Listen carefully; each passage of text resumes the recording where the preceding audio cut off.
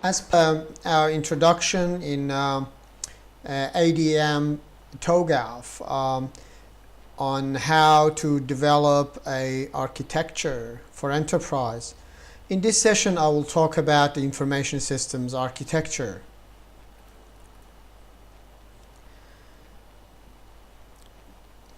The objective of this phase C, is to develop the target information systems consisting of data and application architecture, describing how the enterprise information systems architecture will enable the business architecture and the architecture vision. In summary, the information systems architecture describes the information systems architecture for a project, including the development of data and applications for this architecture. First, the objective is to develop the target information systems architecture, describing how the enterprise information systems architecture will enable the business architecture and the architecture vision in a way that addresses the request for architectural work and stakeholder concerns. The second point is to identify candidate architecture roadmap components based on gaps between the baseline, or in other words, current information systems and the target information systems, including the data and the application architectures. In order to do that, we have an approach, and in this approach, in phase C, the approach involves some combination of data and application architecture in both order. Advocates exist for both sequences. For example, in enterprise architecture planning recommends that data-driven approaches. On the other hand, major application systems such as those for enterprise resource planning, EPR, and so on, the customer relationship management and often provide combinations of technology infrastructure and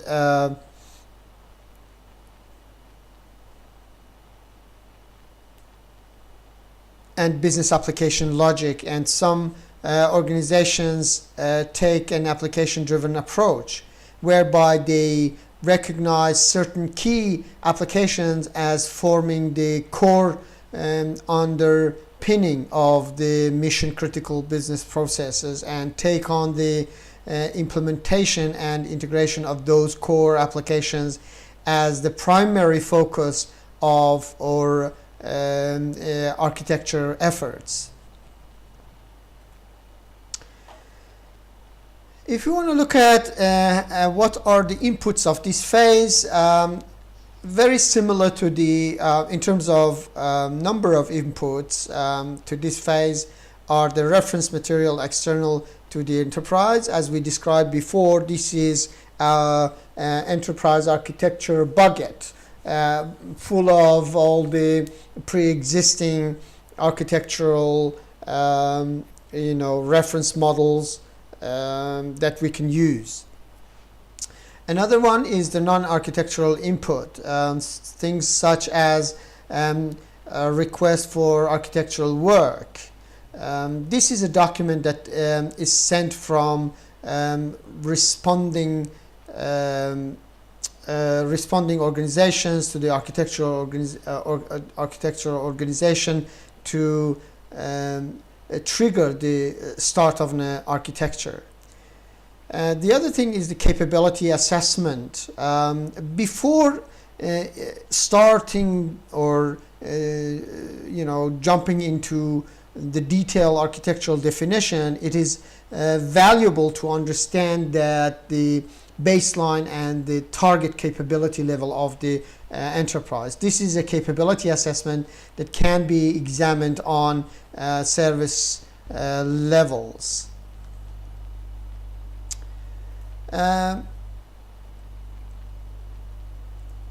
The other input that we can discuss is the communication plan. Enterprise architecture contains large volumes of complex and interdependent information. Effective communication effective communication of targeted information to the right stakeholders at the right time is the critical success factor for enterprise architecture. So developing or the development of a communication plan for architecture allows for this communication to be carried out within the planned and managed process. So that's why it's really important. The other type of the input is the architectural inputs. Architectural inputs such as organizational model for enterprise architecture.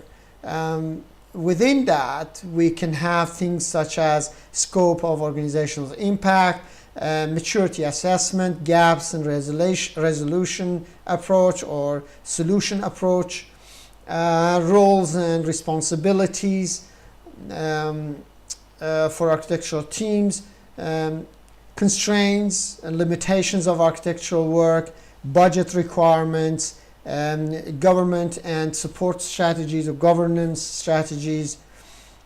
The other thing is the tailored architecture framework. We need to have a look at things such as tailored architectural methods, tailored architectural contexts such as deliverables and artifacts. We're also looking at the application principles, of course, if exists.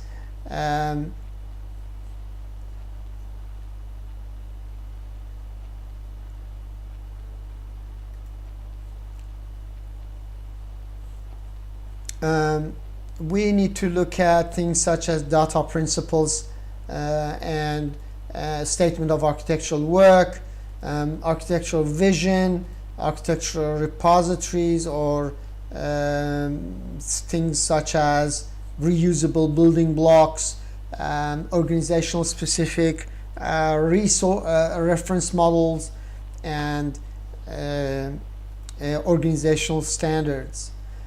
We also need things such as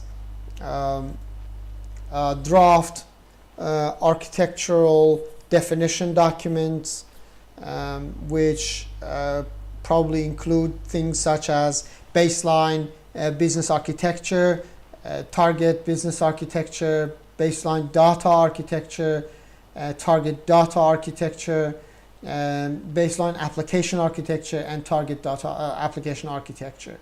This phase is, as we know, information systems architecture is a combination of data architecture and application architecture, and they are pretty much interrelated. We're also looking at the draft architecture requirements, which will introduce things such as gap analysis results from business architectures or from business architecture, relevant technical requirements that will apply to this phase. And finally, we're looking at business architecture components of the architectural roadmap.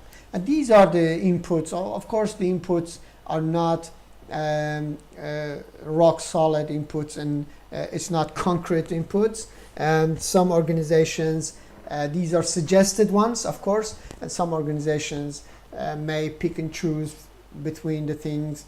But majority of these documentations are really necessary in order to make a precise and proper architectural design within the steps that we're going to introduce.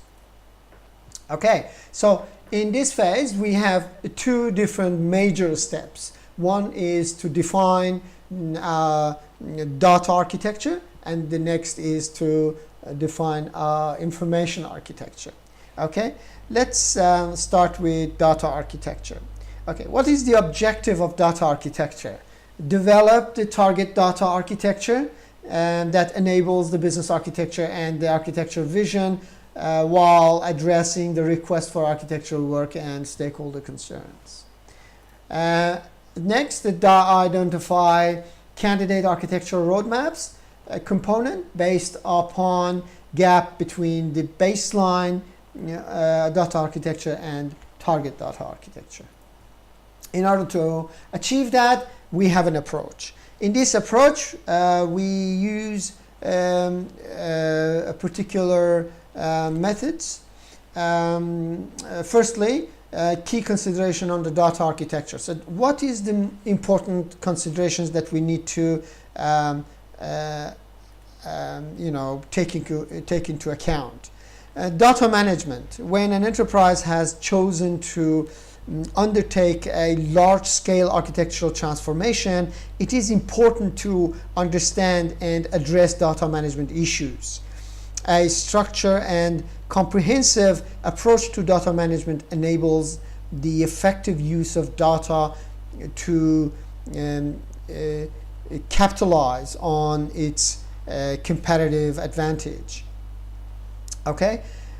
In order to do that, we need to have a look at things such as a clear definition of which application components in the landscape will serve as the system or record or reference or enterprise master data. We need to answer questions such as, will there be a enterprise-wide standards that all application components, including software packages, need to adopt. We also have to clearly understand how data entities are utilized by business functions, processes, and services. We need to have a clearly understanding how and where enterprise data entities are created, stored, transformed, and reported.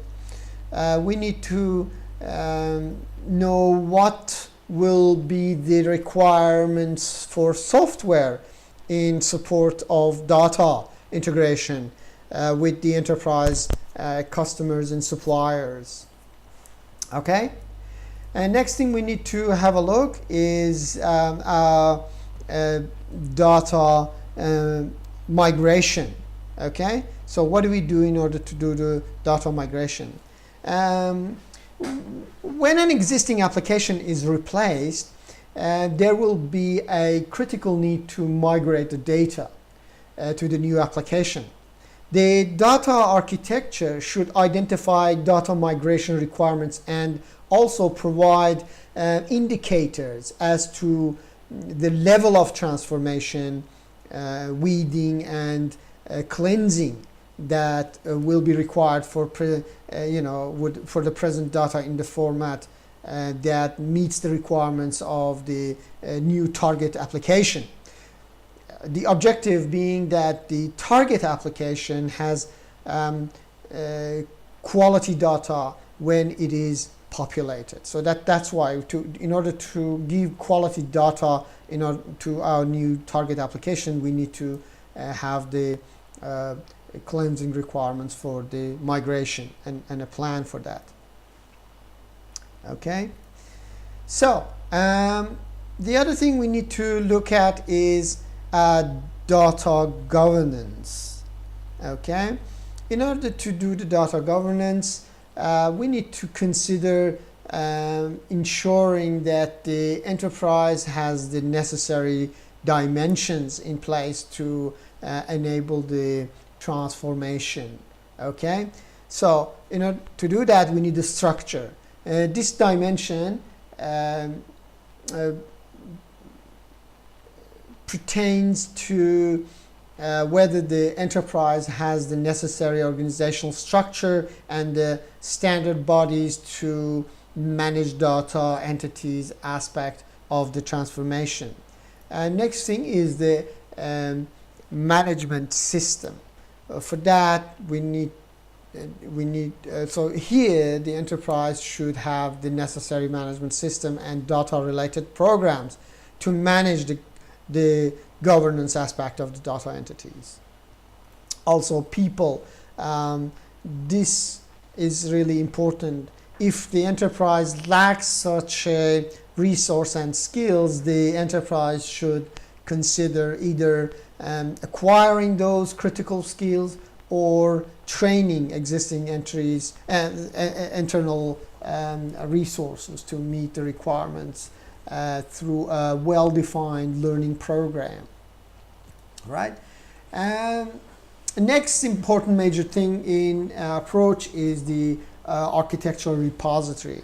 As we discussed in a few sessions ago about how the TOGAF works, we mentioned that the architectural repository is the most important part that provides us with pre-existing external reference models for enterprise architecture as a whole.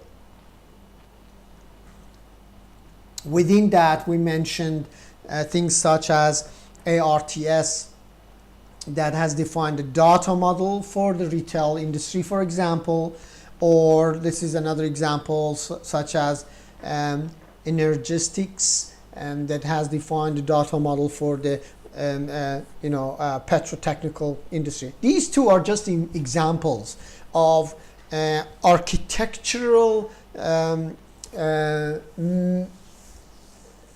architectural definitions and architectural reference models that we can use depending on which industry we are going to develop in. All right, after this, we need to know what steps we need to take in order to do our data architectural properly. We need to select the reference models and viewpoints and tools.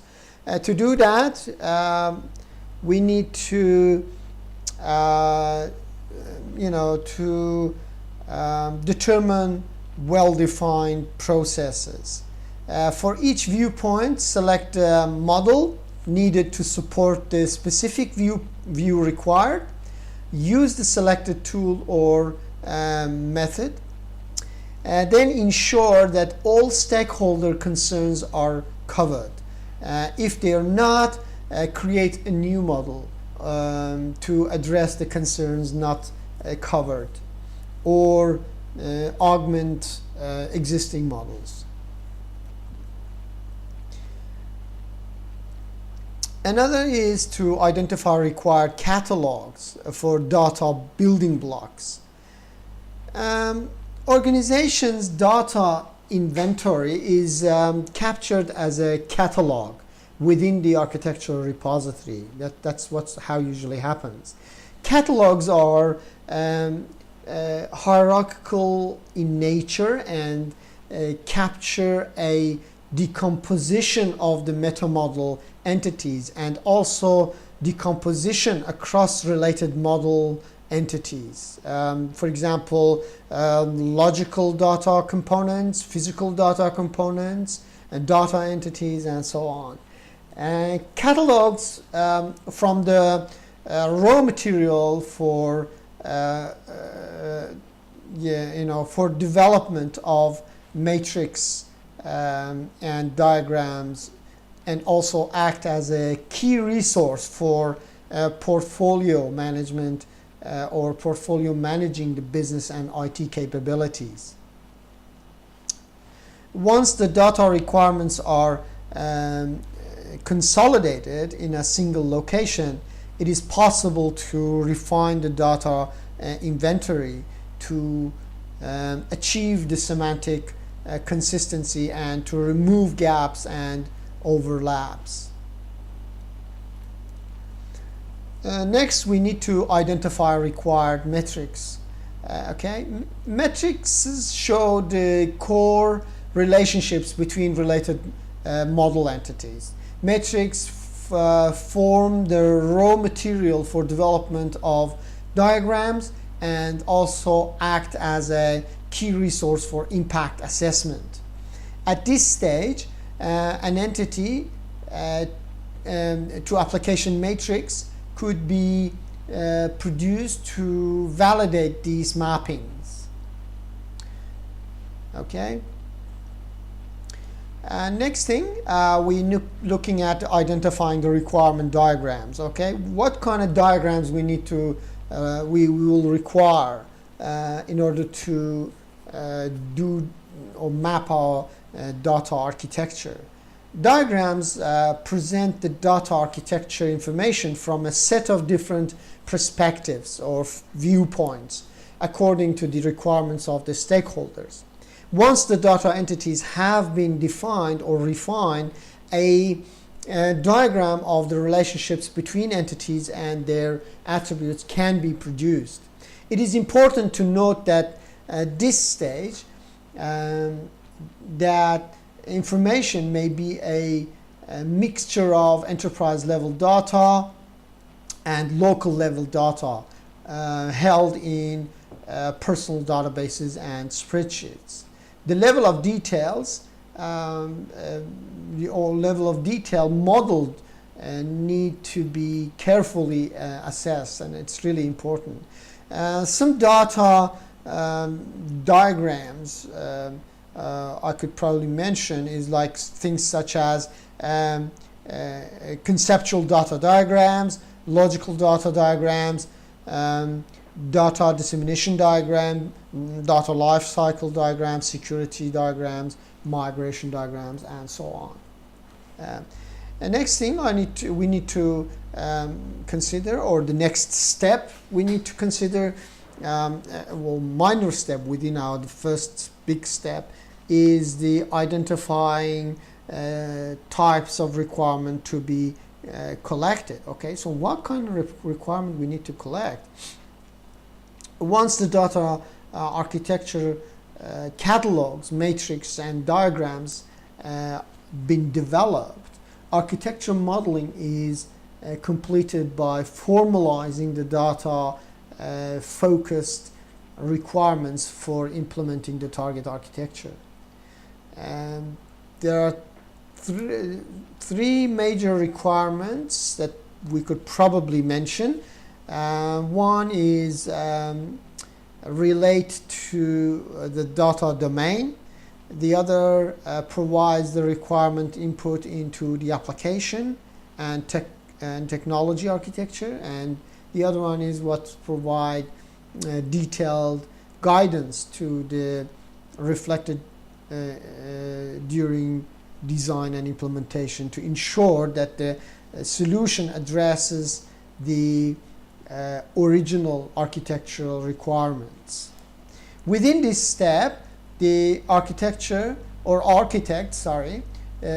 identify requirements that should be met by the architecture.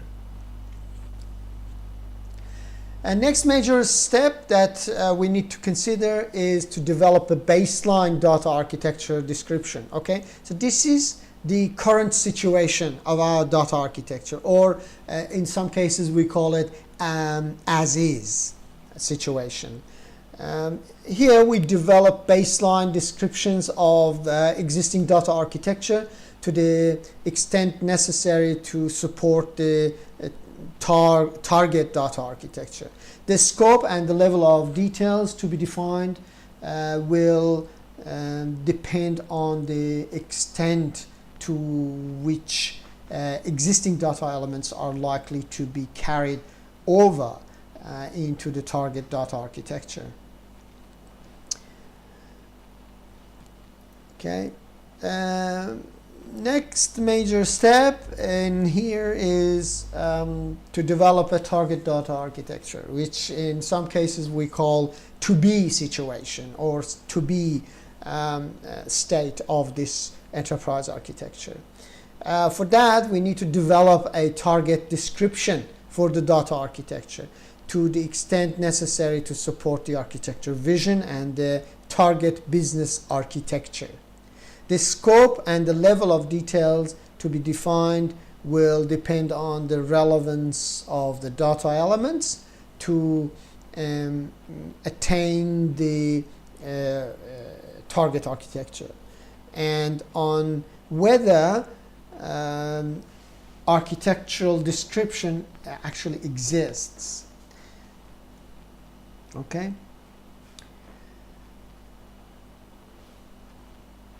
next thing we need to consider is the performing the gap analysis. So now we know in step 2 we know the baseline data architecture or our as-is situation. In step 3 we define our target data architecture, and now in step 4 we need to figure out the gap between the two. Okay, so for that we verify the architecture models for internal consistency and accuracy. To do that, we perform trade-off analysis to resolve conflicts among the different views. We validate that the model supports the principles, objectives, and constraints. We note changes to the viewpoint represented in the selected models from the architecture repository and documents. And finally, we test the architecture model for completeness against the requirements. Right? After this step, we were looking at defining the candidate roadmap components. Okay, now we need so we figured out what is the gap. Now we are looking for a roadmap to achieve the target by filling up this gap between as is and will be or to be. Once the data architecture is finalized, it is necessary to understand any wider impact or implications. At this stage,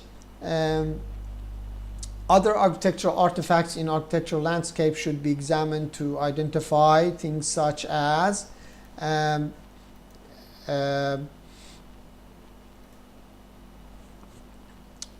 does the data architecture create an impact on any pre-existing architecture?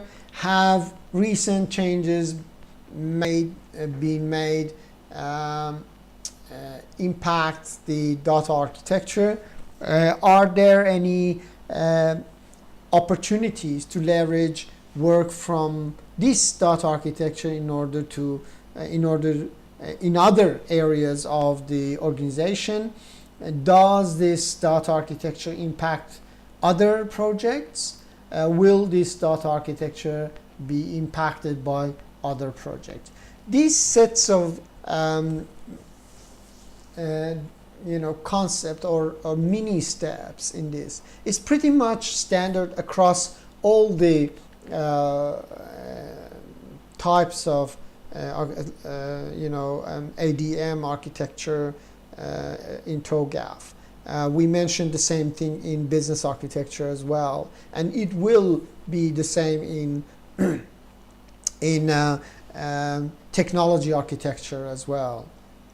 Right. Next step, step 7, is to conduct formal stakeholder reviews.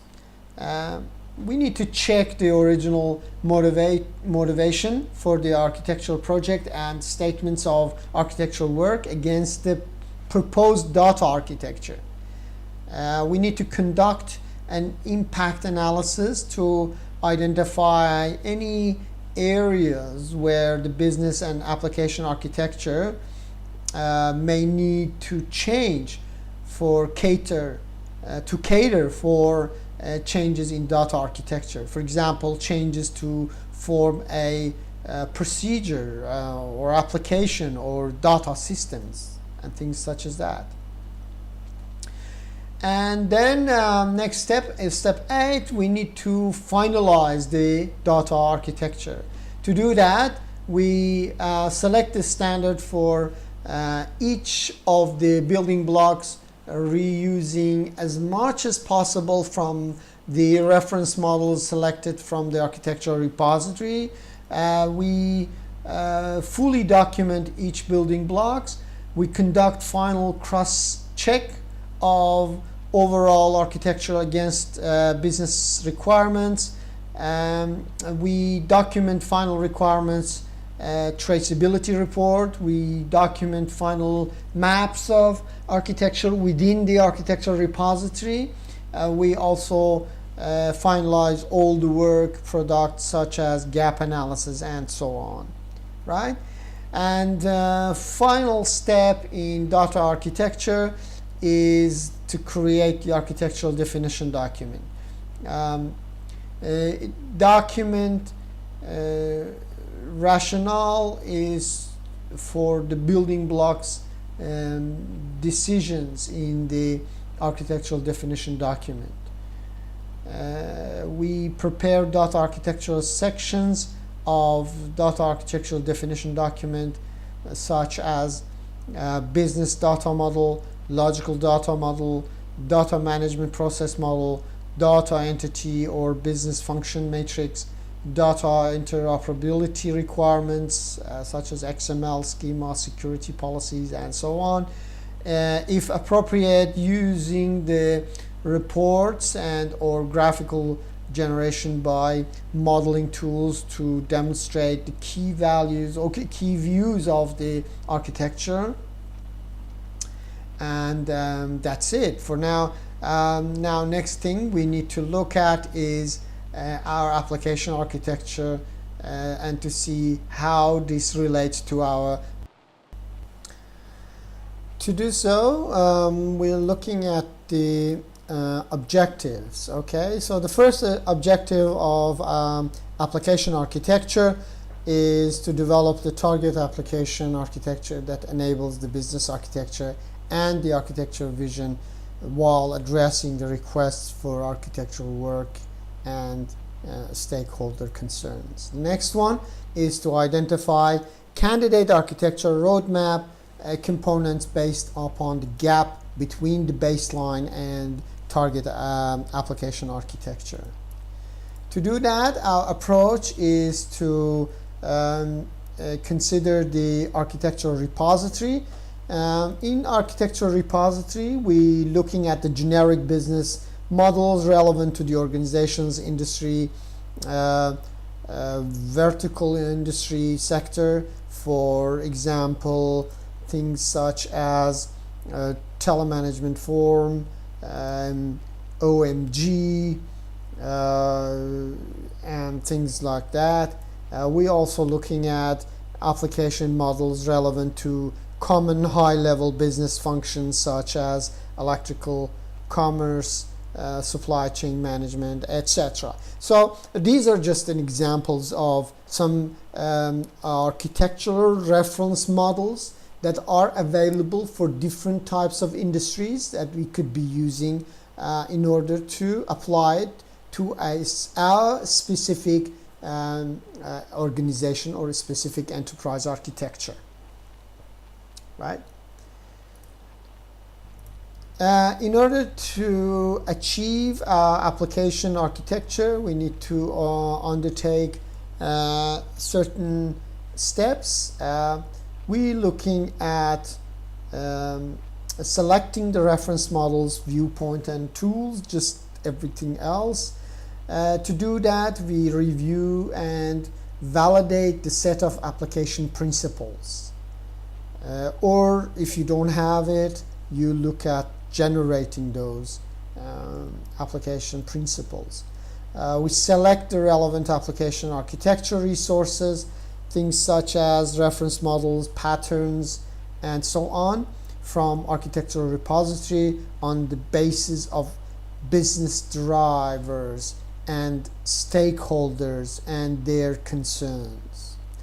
We select relevant application architecture viewpoints, for example, stakeholders of the application, viewpoints relevant to the functional and individual uses of applications, and etc. Okay. We need to determine overall modeling processes. To do that, for each viewpoint, we select the model needed to support the specific view required for that view, for that model, using whatever tools that we selected. We need to ensure that all stakeholder concerns are covered by selecting appropriate model for that stakeholder, for that particular view. We need to understand the list of applications or application components that are required based on the baseline application portfolio. Next, we need to identify required catalogs of application building blocks. The organization's application portfolio is captured as a catalog within the architectural repository. Catalogs are hierarchies in nature and capture a decomposition of meta-model entities and also decomposition across related model entities. Two most important catalogs that I could probably mention is application portfolio catalog and interface catalog. All right. Next thing or next step is to identify required matrices. Okay. Matrix show the core relationship between related model entities. Matrix from the raw material for the development of diagrams and also act as a key resource for impact assessment. To do that, we need to look at things like application organization matrix, role application matrix, application interaction matrix, and application function matrix. Next step, or next mini step within our selecting reference model step, is to identify required diagrams. As we know, as we mentioned before, diagram represents the application architecture information from a set of different representatives or perspectives or viewpoints according to the requirements of that particular stakeholder. Once the desired functionality of an application is known, it is necessary to perform an internal assessment of how the application should be best structured to meet this particular requirements. Some diagrams could be suggested,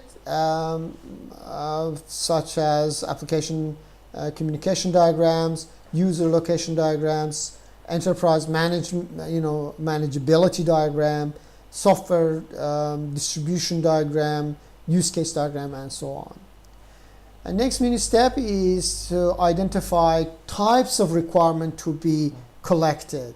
Okay, to do that, we look at relationship or related to application domain, and within that we recognize the requirements that we need to collect. Once the application architecture catalogs and matrices and diagrams developed, architecture modeling is completed by formalizing the application focused requirement for implementation or implementing the target architecture. Next major step is developing baseline applications architecture. To do that, we develop a baseline description of the existing application architecture to the context necessary to support the target application architecture, right? This is again we mentioned in other in data architecture steps, is the same to data architecture steps. Sorry, there's a typo here. This should read application. So application.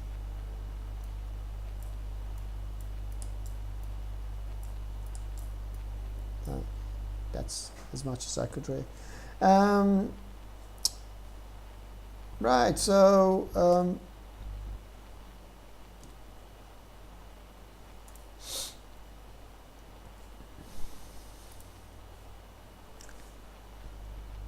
Next step is to do a developing the target architecture description. Again, this is supposed to be data, not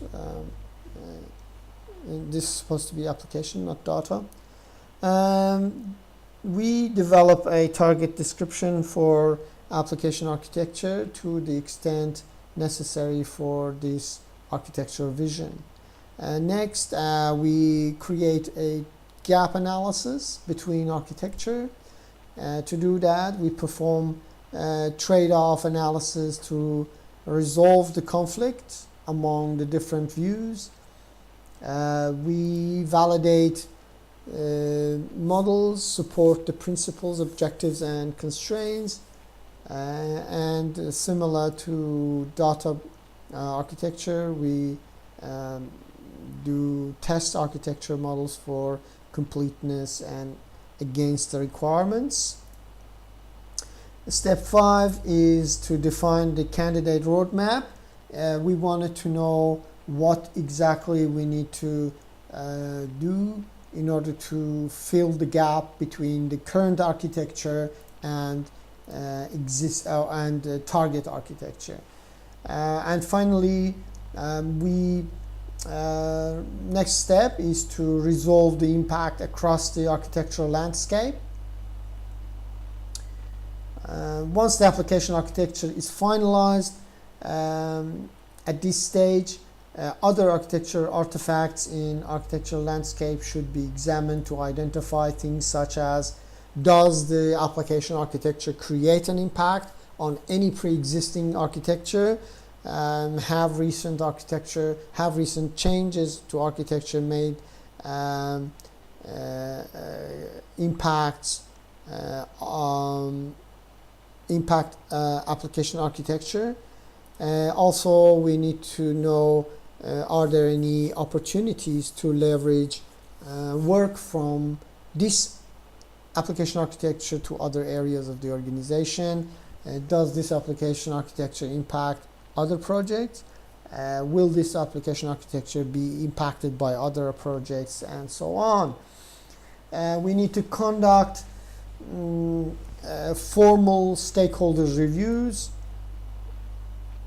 To do that, we check the organizational motivation for the architectural project and the statements of architectural work against the proposed application architecture.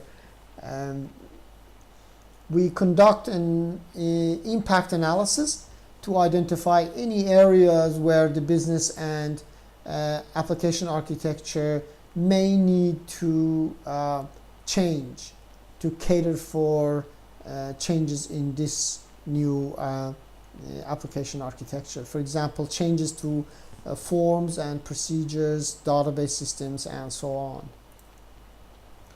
Finally, we select standards for each of the building blocks, reusing as much as possible from the reference model selected from the architectural repository. Fully document each building block. We conduct final cross-check for overall architecture against business requirements, and we document final requirement traceability report. We document final mapping of architecture within the architectural repository, and we finalize all the work products such as gap analysis and so on. And finally, the last step is to create the architectural definition document. To do that, we document rationale for building block decisions in the architectural definition document. Also, we prepare an application architecture section for the architectural definition document, if appropriate, of course. Use reports and or graphic generation by modeling tools to demonstrate key views of the architectural and routine document for review by relevant stakeholders and incorporate all the feedbacks. Okay, this